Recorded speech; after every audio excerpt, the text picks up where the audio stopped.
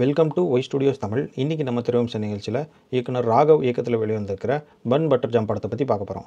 இந்த படத்தோட கதையை பற்றி பார்த்தோன்னா, படத்தோட ஆரம்பத்தில் வந்து நம்ம ஹீரோ ராஜு வந்து என்ன பண்ணுறாரு அப்படின்னா, ஒரு 12th பாஸ் பண்ணிட்டு இருக்கார்.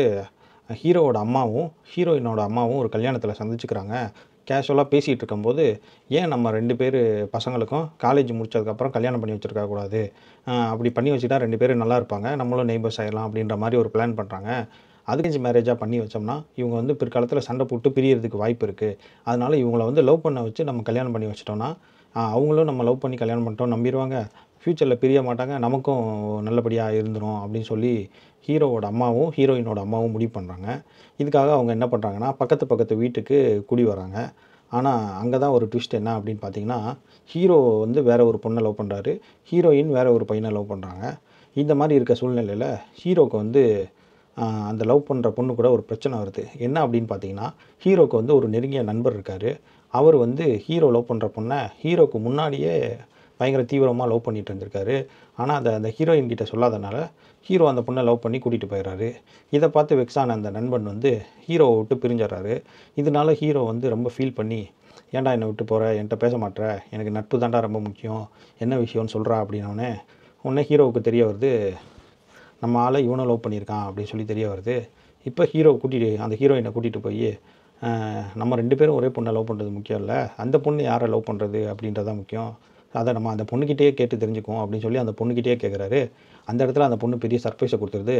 நான் வந்து அந்த ஹீரோவோட ஃப்ரெண்டை தான் லவ் பண்ணுறேன் அப்படின்னு சொல்லிடுது. ஹீரோவுக்கு பயங்கர சர்ப்ரைஸு, என்னடா ஷாக்கு, இவ்வளோ நாள் நம்மளை வந்து லவ் பண்ணிகிட்டு இருந்தா இப்போ நம்ம ஃப்ரெண்டை லவ் பண்ணுறேன்னு சொல்கிறா, சரி நல்லா இருங்க அப்படின்னு சொல்லிட்டு வாழ்த்திட்டு ஹீரோ போயிடுறாரு. போய் நல்லா படித்து பெரிய ஆளாகி நல்ல கோல்டு மெடல்லாம் வாங்கிடுறாரு. இதே பார்த்தீங்கன்னா, ஹீரோயின் வந்து ஒரு பையனை லவ் பண்ணுறாங்க. அதனால வந்து ஹீரோவை வந்து பெஸ்டி ஜோனில் போட்டுடுறாங்க. இப்போ ஹீரோவும் சேரணும் இல்லையா, அதுக்காகவே டைரக்டர் என்ன பண்ணிவிட்டாரு, ஹீரோயினோட லவ்வர் வந்து அவங்க அப்பாவுக்கு ரொம்ப பயந்த சுபாவம் மாதிரியும், அவங்க அப்பா வந்து லவ் மேரேஜ் அக்செப்ட் பண்ணாத மாதிரியும் ஒரு சீனை க்ரியேட் பண்ணி அந்த ஹீரோயின் லவ் பண்ணுற பையனையும் பிரிச்சிடுறாரு. இப்போ ஆட்டோமேட்டிக்காக என்ன நடக்கும், ஹீரோயினும் சேருவாங்க. இதுக்கப்புறம் என்ன நடந்துச்சு அப்படின்றது தான் இந்த படத்தோட கதை. இதுக்கப்புறம் என்ன நடக்கணும், அவ்வளோதான், படம் முடிஞ்சு போயிடும். ஸோ இந்த படத்தோட ஒரு பெரிய பிரச்சனையே என்ன அப்படின்னு பார்த்தீங்கன்னா, இவங்களுக்கு இஷ்டத்துக்கு ஏற்றுக்கிட்ட மாதிரி இவங்க வந்து ஸ்க்ரீன் ப்ளே எழுதிக்கிட்டாங்க, கதையை எழுதிக்கிட்டாங்க. இந்த கதையை எழுதினவர் தான் ப்ரொடியூசர் போல். அதனால் அவருக்கு வசதிக்கு எப்படிலாம் கதையை நெளிவு சுழிவாக எழுதிக்க முடியுமோ அவ்வளோ நெளிவு சுழிவாக எழுதிக்கிட்டார் போல். கிளைமேக்ஸு, அதுக்கப்புறம் அந்த ஹீரோயினோட லவ்வர் விட்டுட்டு போகிறது, இதெல்லாம் ரொம்பவே ப்ரெடிக்டபுளாக ஆகிப்போச்சு. நல்லா படத்தை கொண்டு போயிட்டு இருந்தாங்க, கடைசியில் என்னடா இப்படி ஆயிடுச்சு அப்படின்ற மாதிரி ஒரு கான்ஃப்ளிக்டே இல்லை படத்தில். இப்படி இருக்க சூழ்நிலையில் இதையும் மீறி நம்மளை வந்து இந்த படத்தை ரசித்து பார்க்க வைக்கிற விஷயம் என்ன அப்படின்னு கேட்டிங்கன்னா, அந்த ராஜுவோட டைமிங் சென்ஸு, காமெடி, இதெல்லாம் வந்து இந்த படத்தை நம்மளை ரொம்ப ரசித்து பார்க்க வைக்கிறது. அதுக்கான காரணம் என்னென்னு பார்த்தீங்கன்னா, இதுக்கு முன்னாடி ராஜு வந்து ஒரு நல்ல காமெடி பண்ணுவார் அப்படின்றது தெரியும். அவரோட காமெடியை பிடிச்சவங்க, அவரை பற்றி தெரிஞ்சவங்க இந்த படத்தை பார்த்தா ஓரளவுக்கு உட்காந்து பார்க்குற மாதிரி தான் இருக்கும். எனக்கு இந்த பிக் பாஸ் ராஜு யாருன்னே தெரியாது அப்படின்னா இந்த படத்துக்கு நீங்கள் போகாதீங்க, நீங்கள் ரசிக்க மாட்டீங்க. ஃபஸ்ட் ஹாஃப்லாம் வந்து ரொம்ப நல்லாவே போச்சு, சொல்ல வேண்டிய கதையை காமெடி கலந்து நல்லா சொல்லிட்டாங்க. செகண்ட் ஹாஃப் வந்து எப்படியாவது ஹீரோயினையும் சேர்த்து வைக்கணுமே அப்படின்னு எழுதுன மாதிரி ஆகிப்போச்சு போல்.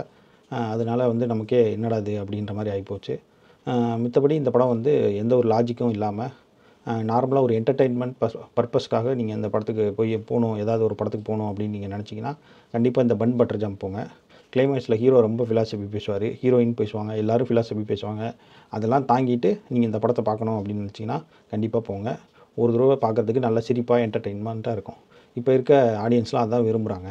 லாஜிக்லாம் தேவையில்லை, ஒரு கதைன்னு எடுத்துக்கிட்டால் காரியெல்லாம் இருக்கணும், அதெல்லாம் எதுவுமே தேவையில்லை, ஜாலியாக பார்த்து ரசிச்சுட்டு வந்தால் போதும் அப்படின்னு நினைக்கிறீங்களா, தாராளமாக இந்த முக்கோண காதல் கதை படத்துக்கு நீங்கள் போகலாம்.